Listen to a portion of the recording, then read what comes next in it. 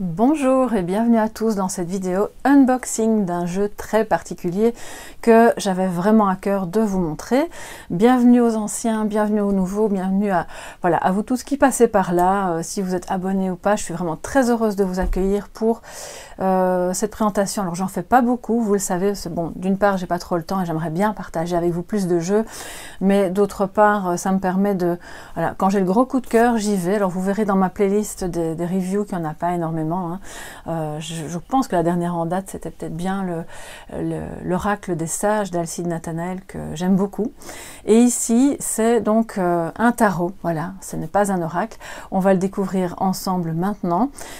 Pourquoi je vous le présente? Parce que d'une part je l'ai découvert sur la chaîne de Netcha Sephira, que je remercie au passage, parce que voilà, sans toi probablement que j'aurais pas connu ce jeu, en tout cas probablement pas maintenant. Je redirige d'ailleurs tout le monde qui est intéressé par des reviews sur sa chaîne parce que c'est vraiment une mine d'informations. Ça m'a aussi permis de découvrir certains jeux que je pensais être intéressants pour ma pratique, et puis finalement en voyant sa review j'ai pu constater que ça ne me conviendrait pas, donc vraiment un tout grand merci. Et je vais à mon tour donner mes impressions sur ce jeu qui pour ma part va probablement servir aussi au travail de l'ombre, le travail de l'ombre que je fais aussi en privé. Donc pour toutes celles et ceux qui aiment le divinatoire et le développement personnel, et bien ce petit bijou à l'intérieur qui est aussi une création vraiment fondamentalement artistique, probablement que ça va vous plaire. Donc on y va tout de suite. Alors j'avais déjà découpé les bords et puis je me suis dit stop, on attend, on va découvrir ça ensemble parce que j'avais pas envie de m'emmêler les pinceaux. Alors oui, eh bien un grand merci, je vois que ça a été super bien présenté. Vous voyez, le jeu est vraiment bien protégé. Si vous souhaitez, au terme de cette vidéo, vous le procurer. De toute façon, toutes les infos seront dans le menu déroulant sous la vidéo. Alors on va l'ouvrir. Donc vous voyez, c'est présenté, ça a été protégé. Alors le noir, c'est vraiment, pour celles et ceux qui me connaissent personnellement, c'est ma couleur de prédilection. J'adore les couleurs, j'adore la vie, mais le noir, vous voyez, c'est particulier. Alors il y a un sceau qui renferme, qui protège le jeu, et je vois qu'il y a une petite carte. Bon ben, on va. Alors je déteste abîmer les emballages. Je sais pas pourquoi. Quand c'est comme ça un jeu si bien présenté, mais bon, il faut quand même qu'on l'ouvre, donc on y va. Je vais prendre, voilà. Et on va ouvrir tout de suite. Alors voilà, il y a donc le petit autocollant avec le symbole de Mystique. Donc c'est Pauline et Bruno. Donc ça, je vous donnerai toutes les infos. C'est donc, je vais mettre la petite carte ici, le Lux Ex Umbra Tarot de Mystique. Voilà. Et on va donc maintenant regarder le jeu, les cartes. Voilà. Waouh, c'est vraiment très très bien emballé, très bien protégé. Alors je vais prendre la paire de ciseaux pour ne pas abîmer le jeu. On va faire une toute petite entaille. Voilà.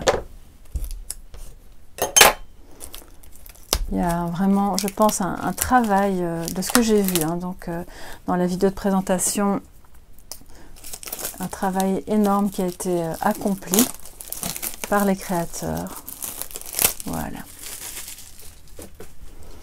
Et donc, c'est une boîte un peu, on dirait, il y a un toucher un peu velours, c'est vraiment très agréable.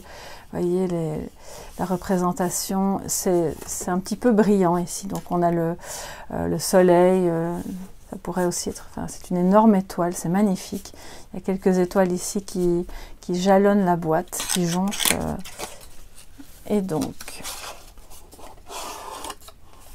voilà. Alors, donc, waouh, c'est superbe. On a d'abord un petit carnet, évidemment classique, de présentation des cartes, qui est à la fois, alors si je ne me trompe pas, oui c'est ça, en anglais d'une part, d'un côté, et en français de l'autre. Donc ça c'est vraiment génial. Si vous ne connaissez pas l'anglais, vous aurez de toute façon une partie en français. Et les cartes sont juste le dos en tout cas, on va découvrir le reste après. Je vais les prendre à l'endroit, ce sera mieux. Sublime. Donc on a un dos avec les constellations. Donc lune, étoile, les constellations c'est vraiment en surbrillance, mais les cartes sont mates. Donc je vais tout de suite vous les montrer. Et puis c'est parti, hein, on y va. Alors le mât. Donc vous voyez que ce chemin, c'est très symbolique. Donc là, c'est vraiment pas un tarot classique. Si vous débutez le tarot, c'est pas l'idéal pour commencer parce que c'est plus compliqué, c'est probablement beaucoup plus métaphorique.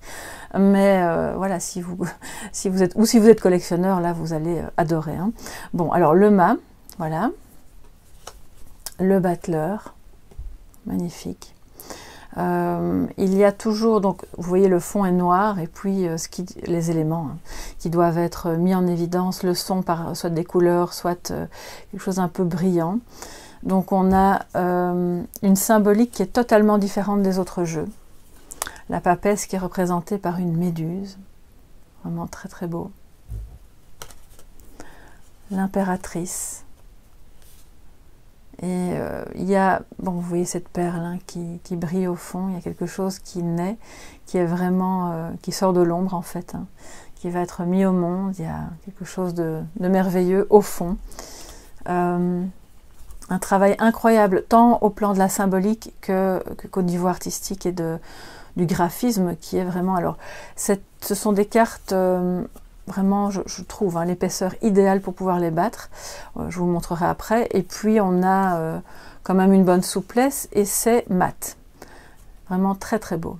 Donc, je pense que c'est un jeu d'une qualité de papier qui est très, très bonne et que vous allez pouvoir utiliser. C'est pas le genre de jeu qu'on peut juste mettre dans un coin et regarder tellement il est beau mais fragile. Non, c'est manifestement vraiment un jeu que vous pouvez utiliser voilà, quotidiennement.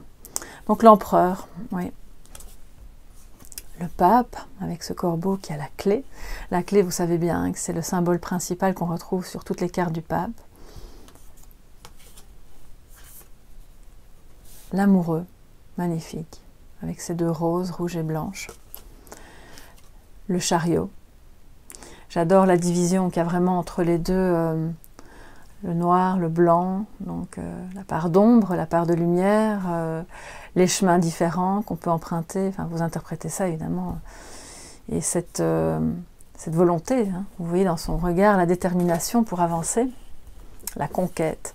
Alors la justice, l'œil de la justice, magnifique. Bon, je vais peut-être pas être... alors, si je dis magnifique à toutes les cartes, ne vous inquiétez pas. Faites-vous votre propre opinion. Je suis peut-être pas la personne la plus objective quand j'ai un coup de cœur comme ça. Mais en les voyant, vous pouvez vous faire votre avis, hein, bien sûr. L'ermite, la maison intérieure, vous voyez.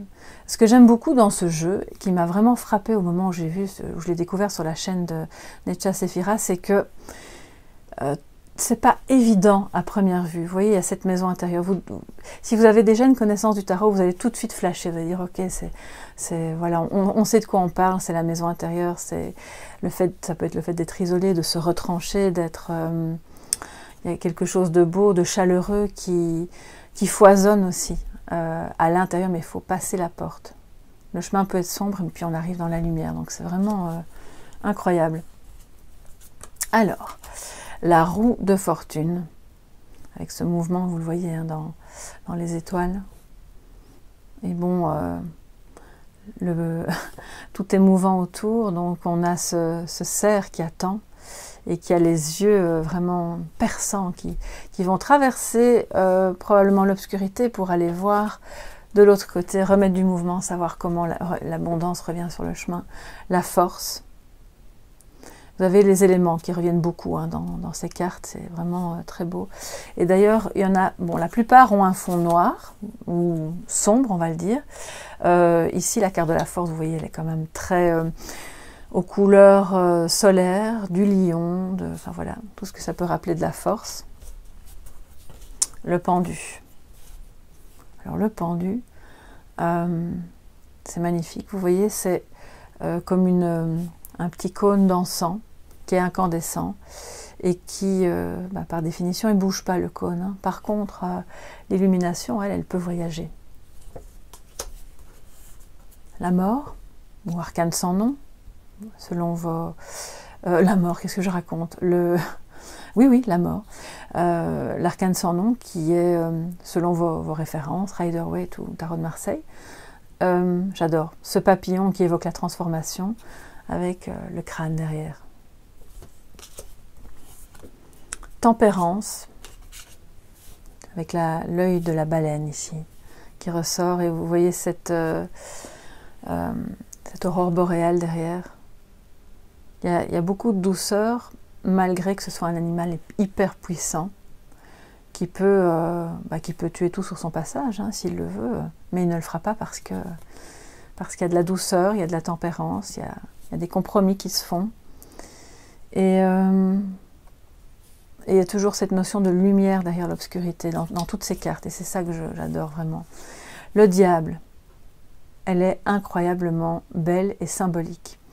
Alors j'espère que vous le voyez bien, mais l'œil, alors pour moi, ça peut être, j'ai l'impression que c'est comme un trou noir, vous voyez, qui va aspirer tout sur son passage, comme peut le faire le diable, hein, bien sûr, avec cette attraction. Il y a beaucoup de lumière autour, c'est brûlant, c'est le feu de la passion, et puis le vide, le néant. Donc il y a, si vous le voyez bien, toute la carte est mate, excepté l'œil qui est, j'appelle ça l'œil, pour moi c'est comme un œil, qui est brillant. Alors, ça invite à aller voir aussi, hein, dans le cœur de nos passions, dans le cœur de nos comportements un peu plus sombres, la maison de Dieu, qui est aussi, la tour, hein, c'est selon, magnifique. Elle est occupée à voler en éclats, à brûler, il y a eu la foudre, hein. Et en même temps il semble y avoir une paix autour. L'étoile,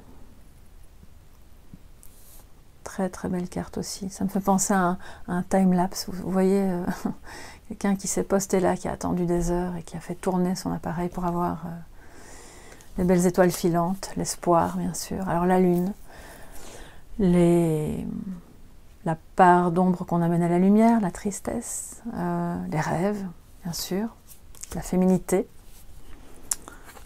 le soleil. Elle est très très subtile cette carte, parce que vous voyez les fêlures, hein, qu'il a dans le visage, le soleil qui brille derrière ses pupilles, enfin, derrière c'est même pas les pupilles, c'est carrément l'œil en entier. Il y a une éclipse, le jugement, avec la plume, le livre, l'appel. Vous voyez cette flamme, hein, c'est la reconnaissance mutuelle aussi. Le monde avec cette fleur qui s'ouvre, qui s'épanouit, qui se réalise. C'est vraiment beau. La lumière qui jaillit. Alors là, on entre dans les mineurs. Donc voilà, on a fini les majeurs qui, elles sont très très spéciales. On sent qu'il y a vraiment... On sent que ces personnes ont eu une intégration vraiment de longue durée des messages du tarot et ont mélangé ça avec leur art et ça donne un résultat vraiment splendide. Donc ça c'est pour les majeurs. Alors on va commencer les mineurs. Je ne vais pas toutes les passer en revue parce que j'ai envie de vous laisser aussi découvrir le jeu à votre manière. On va faire le tour des différentes familles. Alors vous voyez déjà les couleurs, hein. Donc là on est, comme vous pouvez vous en rendre compte, dans les bâtons, la famille des bâtons. Alors, c'est pas un Rider-Waite qui va vous donner des personnages qui ont des postures et qui peuvent vous inspirer l'un ou l'autre message. C'est vraiment la représentation à chaque fois dans chaque famille pour les bâtons, les épées, les coupes et bâton, épée, coupe et les deniers. On a chaque fois, alors j'en perds mes mots parce que je suis occupée à découvrir en même temps que vous et ça me fascine en fait. Il y a vraiment quelque chose d'hyper fascinant dans ce jeu. Il y a toujours beaucoup de lumière qui jaillit de l'ombre et c'est ça qui est vraiment super intéressant. Donc ça va être la représentation chaque fois du bâton, ou des bâtons évidemment au fur et à mesure qu'on avance dans la famille, avec cette notion évidemment de désir, de feu, de passion, bien sûr, tout en ayant toujours ce côté un peu plus obscur, parce que dans chaque famille, vous savez bien qu'il y a des bonnes et des moins bonnes. Alors les figures, hein, qui sont le valet, donc on a chaque fois le nom en dessous. Alors je vous montre la différence, hein. Là c'est une figure, donc vous avez le nom en dessous et vous avez un signe du zodiaque et un élément. Donc ça c'est vraiment important, pour chaque famille vous avez l'élément qui revient en dessous, c'est-à-dire que pour les personnes qui aiment relier leur tirage, leurs interprétations à l'astrologie, là aussi c'est un jeu qui s'y prête vraiment bien. Donc pour les premières cartes, nous avons chaque fois le bâton et l'élément. Puis quand vous arrivez dans les cartes de figure, voilà, vous avez chaque fois également la représentation symbolique du Sagittaire, par exemple pour la carte ici. Et puis pour la reine de bâton, ben, vous aurez le lion avec sa représentation symbolique et toujours l'élément au-dessus, pour qu'on sache que c'est l'élément feu. Alors, la famille ici, attendez, les deniers, voilà, je ne vais pas prendre toutes les cartes, hein. Même topo, mais alors on est ici dans l'élément vraiment terre, hein, d'où la couleur verte. Ça peut parler aussi, bien sûr, du chakra du cœur, mais ça c'est autre chose. Donc la représentation symbolique, évidemment, de l'élément en question, l'élément terre. C'est vraiment très très beau. Vous avez des fleurs, hein, qui se mettent en dessous des deniers. Et puis, quand on arrive dans les figures, alors là, de nouveau, vous avez la famille, enfin l'élément, pardon, le valet de denier qui correspond à la Vierge. Donc, vous aurez la représentation symbolique de la Vierge, ici du taureau pour la reine, par exemple, hein. Le roi de denier, ce sera le Capricorne. Donc vraiment, celles et ceux qui aiment le côté artistique, le travail de l'ombre et l'astrologie, franchement, vous allez trouver votre bonheur dans ce jeu. Mais il faut déjà avoir je dirais une base quand même assez solide de connaissance de l'interprétation des arcanes. Et surtout au niveau des mineurs, si les mineurs du Marseille ne vous disent rien, ne vous évoquent rien, et que vous n'avez pas encore pris connaissance de la numérologie, bon ben c'est un jeu un peu plus complexe, voilà. Donc peut-être commencer d'abord par le Marseille classique, ou même d'abord le Rider-Waite, puis le Marseille, et puis ensuite évoluer vers ce type de jeu. Alors, voilà, nous voilà arrivés aux épées, l'élément R, hein, qui est donc repris évidemment sous la carte. Le 3 d'épée, très beau, avec ce cœur brisé. Et puis, il y a quand même des indices. Donc, voilà, même si vous n'êtes pas super à l'aise avec le Marseille, et que vous préférez le Rider-Waite, vous voyez par exemple ici, le 6 d'épée, c'est vraiment génial parce qu'il y a 5 épées qui sont à la lumière, en arrière-plan, une épée devant. Vous savez que c'est une carte qui nous parle d'éloignement, de voyage, le fait de faire un break, d'aller vers ailleurs, vers prendre d'autres informations, enfin se faire une pause. Et ce qui est mis en lumière, c'est ce que vous avez déjà, ce vers quoi vous pouvez aller. Donc, quand même intuitivement, moi personnellement, je trouve qu'il y a beaucoup de choses qui émanent de ces cartes, rien qu'avec je dirais le graphisme, voilà. Alors si on prend les figures maintenant, le 9, ouais, superbe. Alors le 10 d'épée, vous savez que c'est l'abattement, hein, c'est compliqué, là il y a un tourbillon, une tornade, c'est magnifique. Alors, le valet d'épée, ici, va correspondre aux Gémeaux. Donc, du coup, on a de nouveau, hein, pour les figures, tous les signes du zodiaque qui correspondent, avec chaque fois l'élément au-dessus. La reine d'épée pour le Verseau. Enfin, le Verseau pour la reine d'épée, plutôt. La balance pour le roi d'épée. Et Mercure pour le cavalier d'épée. Voilà. Vous voyez, il y a quand même souvent cette notion de lumière, de foudre, c'est une fumée qui s'envole. Il y a quelque chose toujours comme un voile. C'est comme si dans ce jeu vous aide à lever le voile. Voilà, sur plein de choses. Tant positives que négatives, parce que le travail de l'ombre, vous le savez, pour moi, est aussi un travail pour amener à la lumière vos potentiels. Hein. Pas que pour voir vos ombres. Donc, nous voilà arrivés dans la famille des coupes. D'accord? Donc, on retrouve l'élément eau, bien sûr, hein, puisque c'est les coupes. La couleur de la famille, alors là, je ne vous ai pas montré, mais pour les épées, on est plus dans quelque chose de... les tons noirs, mauve, rose, enfin, il y a... Voilà, c'est plus aérien. Et les coupes, on est dans l'eau, d'accord? L'eau des émotions, des sentiments. Vous voyez ce partage, le signe de l'infini, vraiment beau. Hein? Je vais aller directement aux figures pour que vous puissiez voir que dans les figures, c'est vraiment magnifique. 10 de coupe avec toute cette famille qui émane d'une coupe. L'accomplissement, le bonheur familial. Alors, le valet de coupe ici, dans les familles, les figures, on retrouve donc le signe du poisson, dont la symbolique était vraiment super bien représentée aussi.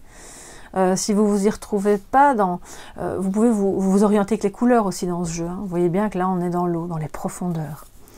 La reine de coupe. Ça peut être une eau tourmentée, comme une eau lumineuse, translucide.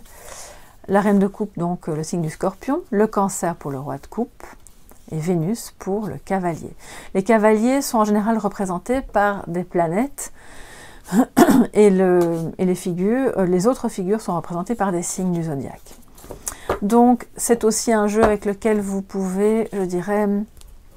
C'est ce que j'aime beaucoup avec ce jeu-là, c'est qu'il peut vous permettre d'apprendre à mieux connecter l'astrologie, les planètes, les signes du zodiaque, avec de vraiment avoir une vision d'ensemble du tarot qui est beaucoup plus intéressante, notamment dans les tirages divinatoires, mais aussi pour quand vous utilisez le tarot pour compléter votre thème astral, par exemple. Ça peut être un jeu vraiment fabuleux à ce niveau-là aussi. Donc voilà, voilà mes impressions par rapport à ce jeu. Certaines cartes que j'ai passées plus vite parce que j'ai envie que vous le découvriez aussi par vous-même, que vous puissiez vous en faire votre propre impression. Je suis vraiment enchantée, ravie par ce jeu. J'essaierai de faire un tirage, de l'utiliser dans un tirage le plus vite possible, qui sera un tirage, je pense, lunaire. Je vais d'abord faire ma petite purification avant de l'utiliser, et puis on se retrouvera le plus vite possible pour soit sur Instagram, soit sur ma chaîne pour un tirage lunaire. Et puis d'ici là, si c'est pas pour cette pleine lune, parce que c'est quand même, on est tout proche, admettons, ce sera peut-être pour la nouvelle lune, on verra bien. En tout cas, je vous souhaite vraiment une belle découverte. N'hésitez pas à aller voir sur le site de Mystique, d'accord? C'est donc le Lux Ex Umbra Tarot. Et le site, alors ce sont des jeux numérotés, d'accord? Donc là, le 709 sur 840, il en reste encore, j'imagine. Allez voir, c'est la première édition de 2020. Je ne sais pas s'ils en feront d'autres, donc vous pouvez aller vous renseigner sur leur site. Que je mettrai en barre d'infos aussi, mais c'est donc www.mystique avec 2i.com. Voilà, comme ça vous savez tout. Je vous fais de gros bisous, belle découverte à tous les amoureux du tarot et à très bientôt. Bye bye.